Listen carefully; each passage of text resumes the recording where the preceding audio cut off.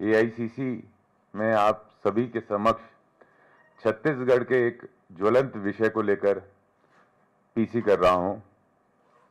छत्तीसगढ़ आप सभी जानते हैं, हमारा प्रदेश एक ऐसा प्रदेश है जो शांति का टापू कहा जाता है।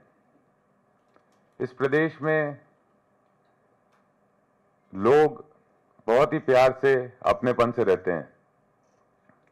मनखे एक समान के भाव से छत्तीसगढ़ चलता है। लेकिन हम देखते हैं भारतीय जनता पार्टी की सरकार जब से छत्तीसगढ़ में आई है तो छत्तीसगढ़ में कानून व्यवस्था पूरी तरह से खत्म हो चुकी है। छत्तीसगढ़ जो शांति का टापू है, वहां पर सुकमा से लेकर सरगुजा तक रोज गोलियां चल रही हैं, लोगों पे अत्याचार हो रहा है। आप देखेंगे हमारे पत्रकार भाई जो भ्रष्टाचार की बात उजागर कर रहे हैं, उनकी हत्या कर दी जाती है। रायपुर राजधानी के सबसे बड़े सरकारी अस्पताल में मीडिया कर्मी वहां के मरीजों की बात करते हैं तो मीडिया कर्मी के ऊपर गन तानी जाती है। पिछले समय में एक तुगलकी आदेश सरकार ने दिया कि मीडिया के हमारे साथी सरकारी अस्पताल के अंदर एंट्री नहीं कर सकते। ऐसे भारतीय जनता पार्टी छत्तीसगढ़ को बर्बाद करने में लगी है। हम देखें हमारे बस्तर में हमारे जो खनिज हैं उसका दोहन किया जाने की तैयारी है। प्राइवेट पार्टीज को पूरा बस्तर, हमारा जो खनिज संपदा है उसको बेचा जा रहा है। हमारे किसान भाइयों के साथ लगातार दुर्व्यवहार हो रहा है। खाद की कमी से किसान जूझ रहे हैं। आप देखेंगे छत्तीसगढ़ में हम अंग्रेजों के शासन में जैसे देखते हैं इंस्पेक्टर राज, आपने सुना होगा, वो इंस्पेक्टर राज छत्तीसगढ़ की सरकार, भारतीय जनता पार्टी की सरकार ने कायम कर दिया है। जीएसटी के अधिकारी इस कदर वसूली पे लगे हुए हैं कि प्रदेश के व्यापारी त्रस्त हैं। देश की मुझे लगता है ये एकमात्र घटना होगी कि अंबिकापुर शहर व्यापारियों ने बंद कराया जीएसटी के जो अधिकारी हैं उनकी गुंडागर्दी और वसूली के डर से। देखते हैं सरकार को, तो सरकार में गृह मंत्री कोई बात कहते हैं, मुख्यमंत्री उसको काट देते हैं, मुख्यमंत्री कोई बात कहते हैं, कोई और मंत्री काट देता है। तो भाई चल क्या रहा है, ये समझ से परे है। और अब जो हमारे प्रदेश के साथ, हमारे प्रदेश के युवाओं के साथ, प्रदेश के बच्चों के भविष्य के साथ भारतीय जनता पार्टी की सरकार कर रही है, उसको कांग्रेस पार्टी स्वीकार नहीं करती। जिसके लिए मैं आपके सामने आज यहां पर उपस्थित हूं और सभी मीडिया के साथियों से यह आग्रह करता हूं, इस गंभीर विषय को आप शक्ति दीजिए और जो हमारे वहां के बच्चे हैं उनके भविष्य को बचाने के लिए आप सब सहयोग कीजिए। छत्तीसगढ़ में अभी तत्कालीन भारतीय जनता पार्टी की सरकार ने एक नया नीति लाई है, एक नई नीति लाई है, युक्ति युक्तकरण, रैशनलाइजेशन।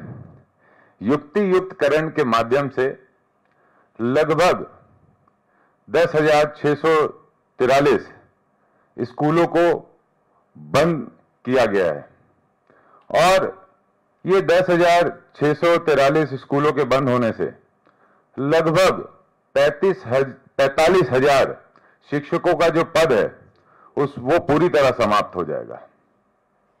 एक तरफ सरकार, जब सरकार में भारतीय जनता पार्टी नहीं थी तब वो ये कहते थे, डेटा उपलब्ध कराते थे अपने घोषणा पत्र में। घोषणा पत्र भी ऐसा नहीं, घोषणा पत्र का नाम है मोदी की गारंटी। वाह भाई, मोदी की गारंटी, बहुत बढ़िया गारंटी। मोदी की गारंटी में भारतीय जनता पार्टी कहती है कि 35,000 शिक्षकों की भर्ती सरकार बनते ही साथ किया जाएगा। 48 लगभग 68,000 पद रिक्त हैं, ये भारतीय जनता पार्टी कहती थी सरकार में आने के पहले। अब सरकार में आई, सरकार में आने के बाद सबसे पहले पिछले वर्ष भारतीय जनता पार्टी बजट पेश करती है और बजट पेश करते समय वो कहती है कि 20,000 शिक्षकों की भर्ती की जाएगी। अब जब उसको इंप्लीमेंट करने की बारी आई, जब उसको लागू करने की बारी आई, तो नई नीति ला दी। वाह रे नई नीति, 10,463 स्कूल को बंद किया जा रहा है और उसमें जो सेटअप वो कह रहे हैं उसके आधार पर 45,000 जो हमारी पोस्ट है उसको पूरी तरह समाप्त कर दिया जा रहा है। जब पोस्ट ही नहीं रहेगी तो 20,000 की जो पिछले बजट में घोषणा की है शिक्षकों को लेने के लिए, उनको लिया कैसे जाएगा? ये सवाल आपके माध्यम से मैं चाहता हूं मजबूती से देश की मीडिया में आए, ताकि भारतीय जनता पार्टी जो हमारे बच्चों के साथ गलत कर रही है वो उसको रोका जा सके। अब ये युक्ति युक्तकरण है क्या, इसके बारे में भी मैं आप सबको बताना चाहता हूं। युक्ति युक्तकरण के माध्यम से हमारे जो वर्तमान में परिस्थितियां रही है, मतलब लास्ट ईयर तक परिस्थितियां रही है, प्राइमरी स्कूल्स में प्रति 21 बच्चों में एक टीचर रहता था, लेकिन युक्ति युक्तकरण के बाद क्या होगा, 30 स्टूडेंट में एक टीचर रहेगा। वैसे ही मिडिल स्कूल में 26 स्टूडेंट्स में एक टीचर की पुरानी व्यवस्था थी, अब क्या होगा, 35 स्टूडेंट्स में एक टीचर की व्यवस्था होगी। समझिए इसको, मैं आपको और एलैबोरेट करना चाहता हूं। लाइक प्राइमरी स्कूल है हमारा, उसमें क्लास 1 क्लास 2 में 3-3 सब्जेक्ट्स हैं, क्लास 3 क्लास 4 क्लास 5 में 4 सब्जेक्ट्स हैं। अब अभी की नीति के आधार पर एक हेडमास्टर और एक टीचर वो क्लास 1 2 3 4 5 इन सबको पढ़ाएगा। तो कैसे ये संभव है? 18 क्लासेस होती है, एक्स्ट्रा 18 क्लासेस होती, कैसे 2 लोग इसको पूरा कर सकते हैं? और उसमें भी जो हेडमास्टर है उसको आप मध्याह्न भोजन का काम दे के रखें, उसको आप जो पत्र व्यवहार करना है शासकीय कामों का वो दे के रखें, और अन्य नए चीजें आती रहती है, कभी सरकार का प्रोग्राम है, कभी कुछ है, तो उसमें उसको भागना दौड़ना पड़ता है। तो हमारे बच्चे पढ़ेंगे कैसे? इस बात का गहन सवाल छत्तीसगढ़ के लोग पूछ रहे हैं। हम देखें तो इस समय युक्ति युक्तकरण के कारण पूरा जो सेटअप है छत्तीसगढ़ के स्कूलों का, उस पर वार किया जा रहा है। केवल टीचर्स की पद नहीं खत्म हो रहे, साथ ही साथ स्कूलों में जो रसोइये हैं, जो मध्याह्न भोजन बनाने वाले लोग हैं, जो सफाई कर्मी हैं, जो महिला स्व सहायता समूह की बहनें हैं, उनका भी रोजगार उस पे जा रहा है। तो ये एक बहुत बड़ा षड्यंत्र छत्तीसगढ़ की शिक्षा नीति के साथ भारतीय जनता पार्टी कर रही है। मैं इस विषय पे और आपके सामने बात रखना चाहता हूं। आप देखेंगे इतना अव्यवहारिक फैसला लेने के लिए भारतीय जनता पार्टी ने किसी से चर्चा नहीं की, न विपक्ष से चर्चा की, क्योंकि चर्चा तो ये करते नहीं, ये सीधा आदेश देते हैं। न विपक्ष से चर्चा की, न पालक संघ से चर्चा की, न शिक्षक संघ से चर्चा की, न प्रभावितों से चर्चा की, न अपने जनप्रतिनिधियों से चर्चा की। क्या हाल बना दिया हमारे प्रदेश का। आप सोचिए, दूर अंचल के लोग आज कितना प्रभावित हो रहे हैं। बस्तर, सरगुजा, जसपुर, दूर अंचल है, वनों में लोग रहते हैं।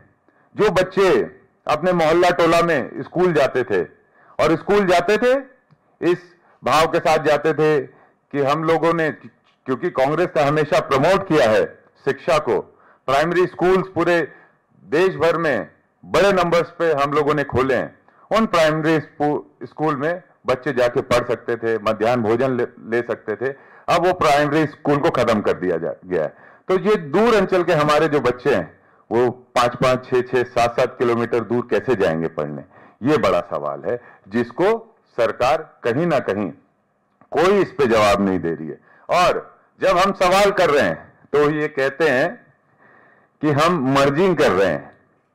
It's a merging. 10,000 643 स्कूल को हम बंद नहीं कर रहे हैं, हम मर्जिंग कर रहे हैं। वाह भाई, मर्जिंग मर्जिंग अगर कर रहे हैं तो 10,643 स्कूल का डायस कोड कैसे विलोपित हो रहा है? मर्जिंग नहीं कर रहे हैं। इनकी नीति है कि हमारे बच्चे शिक्षित ना हो, ताकि ये जो पाठ पढ़ाना चाहते हैं अपनी विचारधारा का, ये जो पाठ पढ़ाना चाहते हैं, उस पाठ को लोग शिक्षित नहीं रहेंगे तो पढ़ पाएंगे, शिक्षित होंगे तो कैसे पढ़ेंगे? ये इसके पीछे इनकी मंशा है। अंतिम में बस यही कहूंगा कि भारतीय जनता पार्टी ने जो अपने घोषणा पत्र में कहा था, उससे वो आज पलट गई है। 45,000 शिक्षकों की जो सेटअप है उसको समाप्त कर रही है, जिसके कारण हमारे लाखों युवा जो बीएड करके इंतजार कर रहे थे कि वो आने वाले समय में सरकारी जॉब पाएंगे, या बीएड में एडमिशन लेकर ये सोच रहे थे कि वो आने वाले समय में सरकारी जॉब के लिए अप्लाई करेंगे, उनका भविष्य अधर पे लटक गया है। और कांग्रेस पार्टी इसका कड़ा विरोध कर रही है और आप सभी से ये उम्मीद करती है, अनुरोध करती है, निवेदन करती है कि इस शिक्षा के खिलाफ जो भारतीय जनता पार्टी की ये नीति आई है, जो छात्रों के हित के लिए नहीं है, शिक्षकों के हित के लिए नहीं है, इस नीति के खिलाफ आप सबका सहयोग मिले और हम इस लड़ाई को सड़क से लेकर सदन तक लड़ेंगे। और निरंतर कांग्रेस पार्टी इस पे आंदोलनरत है और हम जमीनी लड़ाई लड़ रहे हैं। धन्यवाद।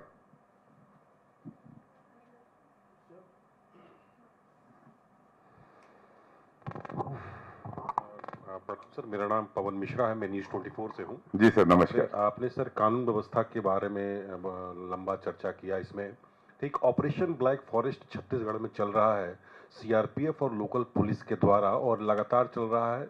1 करोड़ के इनामी नक्सली भी मारे गए। मेरा आपसे रिक्वेस्ट है, आज मेरी प्रायोरिटी है जो हमारे बच्चों के साथ अन्याय हो रहा है, हम उस पर बात करें। मैं आपसे सभी से अनुरोध करूंगा। सर मैं उसी पे आ रहा हूँ जी हाँ, तो कानून व्यवस्था की आपने बात किया था सर, तो ऐसे जो कैंप से कई बच्चे को छुड़ाया गया, जहां पर उनको भ्रमित करके वहां पर ले जाया गया था, तो इस पर आप क्या मतलब कुछ कहना चाहेंगे? देखिए, हम अगर हमारे बच्चों को अच्छी शिक्षा देना चाहते हैं, नियर बाई स्कूल्स अगर पहले से अवेलेबल थे, तो उसको भारतीय जनता पार्टी क्यों बंद करना चाहती है?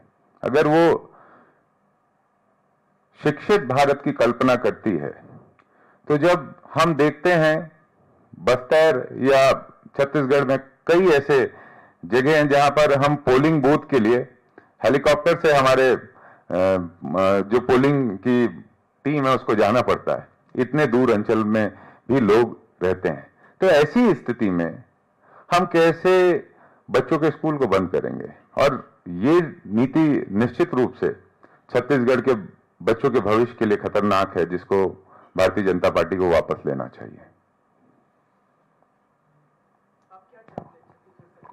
छत्तीसगढ़ सरकार से आपके माध्यम से ये अपील करते हैं, युक्ति युक्त करण को तत्काल वापस लिया जाए, जो पुराना सेटअप है उसको लागू रखा जाए, ताकि बच्चे वनांचल में भी शिक्षा ग्रहण कर सकें, अपने घर के आसपास से शिक्षा ग्रहण कर सकें, और जो जरूरी सेटअप बच्चों के लिए है उसके लिए जो 45,000 शिक्षकों के पद को पूरी तरह समाप्त युक्ति युक्त के कारण हो रहा है, ये पूरी तरह से वापस लिए जाएं और सभी जो रिक्त पद है उस पर भर्ती निकाली जाए। थैंक यू जी। आप कह रहे हैं कि सरकार जो है वो जानबूझ कैसे करे, लेकिन सरकार जो अभी आ रहा है नजर, वो कह रही है कि हम बस्तर में विकास कर रहे हैं, वहाँ पे खेलों के जरिए जो युवा हैं उनको जोड़ रहे हैं, स्कूल खोल रहे हैं, नक्सल को खत्म कर रहे हैं। एक सवाल। दूसरा सवाल सर, आपने ये मुद्दा वहाँ पे कांग्रेस ने खूब जोर शोर से उठाया, तो यहाँ दिल्ली आकर इस मुद्दे को उठाने की वजह क्या है? क्या प्रधानमंत्री तक पहुँचाना चाहते हैं? देखिए, निश्चित रूप से देश में ये बात होनी चाहिए कि किस तरीके से योजनाबद्ध तरीके से प्राइमरी स्कूल्स को बंद किया जा रहा है, खत्म किया जा रहा है। आदिवासी अंचलों में, दूर अंचलों में रहने वाले जो हमारे गरीब तबके के भारतीय हमारे हिंदुस्तानी लोग हैं, उन बच्चों के भविष्य के साथ कैसा खिलवाड़ किया जा रहा है। और मैं जो भी बात कह रहा हूं, ये नंबर्स ऐसा नहीं है कि मैंने जनरेट किए हैं, ये तो सरकार के जनरेटेड नंबर है कि इतने स्कूल्स को वो बंद कर रही है, इतने टीचर्स का सेटअप वो खत्म कर रही है। तो जो डेटा है ये सरकारी डेटा है जो मैंने आपके सामने रखा है। Thank you so much.